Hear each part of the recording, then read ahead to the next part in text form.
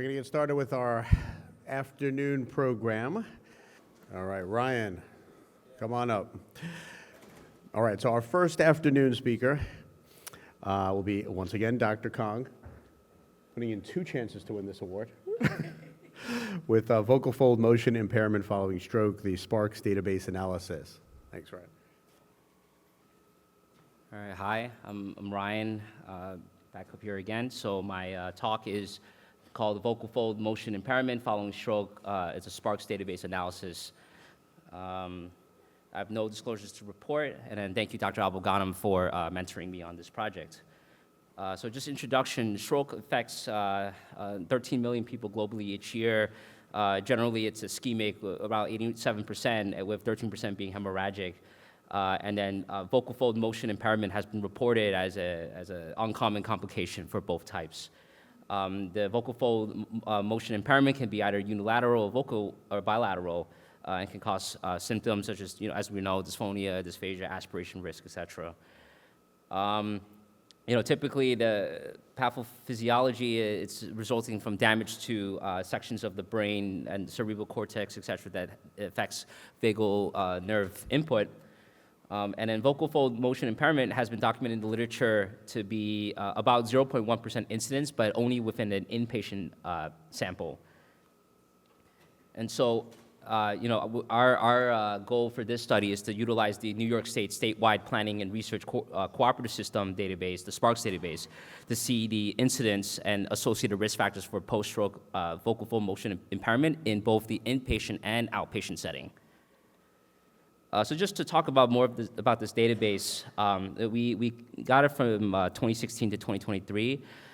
This database is a New York State-specific insurance claims database with ICD-10 and 9 codes and CPT codes that just any patient that comes into a healthcare system in New York State in the inpatient or outpatient setting, it could be recorded. What I like about this database compared to the NetScript database is that there's more freedom in terms of the variables you can use because it's all just based on the insurance codes, but also that these patients in the NetScript database you can only follow them up to 30 days, but with these patients the claims are associated with the patients with an encrypted social security / birthday code, and then you can actually follow them indefinitely as long as it's within the years that you have for this database.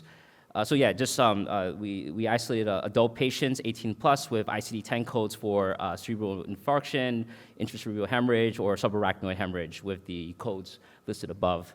And then they were divided into 2 groups, with or without vocal fold motion impairment, with those codes listed over there.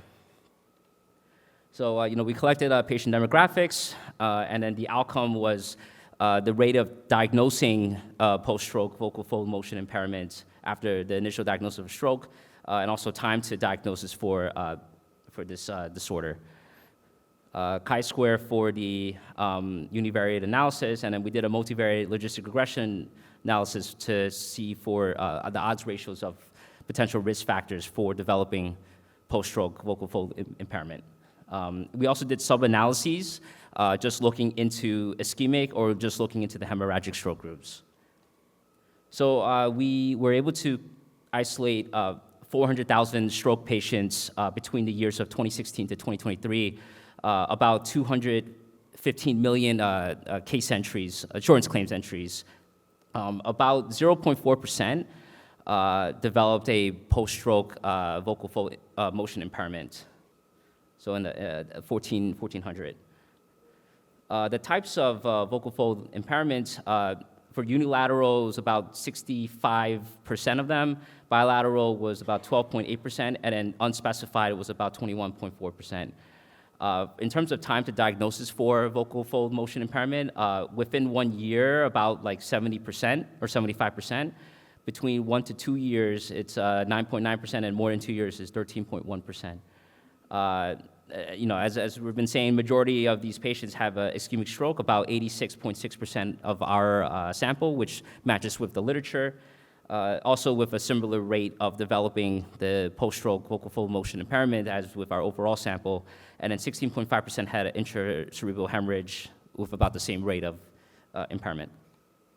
So for the chi-square, just looking at the univariate analysis, more patients that are male, age less than 65 years, Asian or Pacific Islander race or other race, or if they had a private or other insurance, they had a higher rate of developing vocal fold impairment after stroke.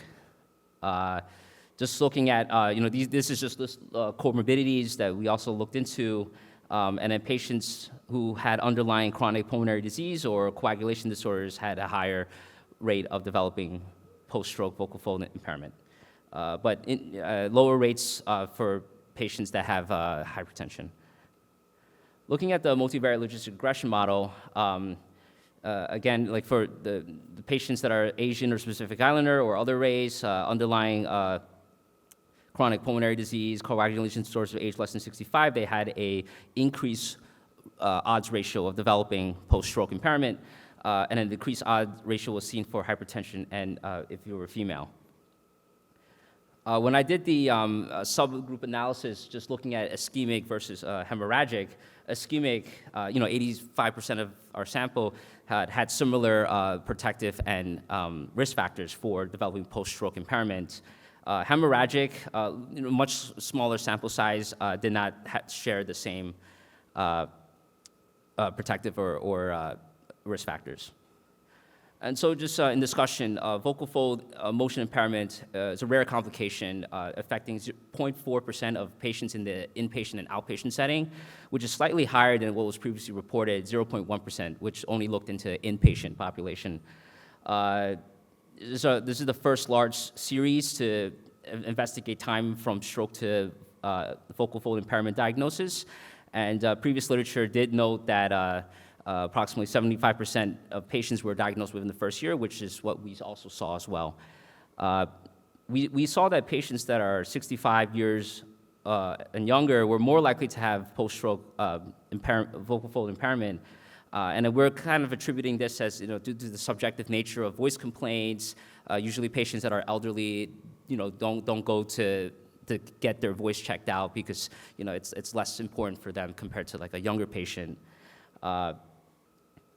It's also possible that the higher odds of post-stroke vocal fold impairment that we saw in males, and then also with the higher rates in patients with private insurance, are probably secondary to underdiagnosis in the other groups. In the literature, it's been described that like the patients that are in minority groups have a lower odds of reporting for voice disorders and seeking out care for it. And then the finding that the chronic pulmonary disease and coagulation may increase the risk for post-stroke impairment is novel, not really seen in the literature, and it may just represent general disparities in healthcare within this population. And the true clinical significance needs further evaluation in future studies. And then so future directions, this is only looking in the New York State, but for future studies can look into patients nationwide or worldwide to determine if these patterns hold true. Additionally, we can, with these studies, larger scale studies, see if the risk factors can help to predict the likelihood of developing it and then help to guide screening and referral patterns to otolaryngology when indicated. These are my references, and thank you.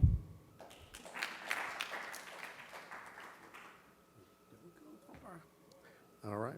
Any questions for Dr. Kang? Or from Zoom?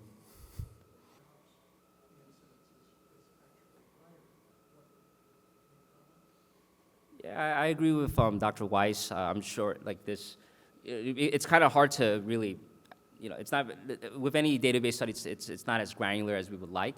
I don't know if these patients, like how they got the diagnosis for vocal fold impairment. Was it, was it like did they do a laryngoscopy, or was it more just based on clinical findings? But surely there's likely a underdiagnosis of this disorder after stroke, which is what hopefully for future studies we can establish these patterns and help to increase the rate of people being referred to ENT.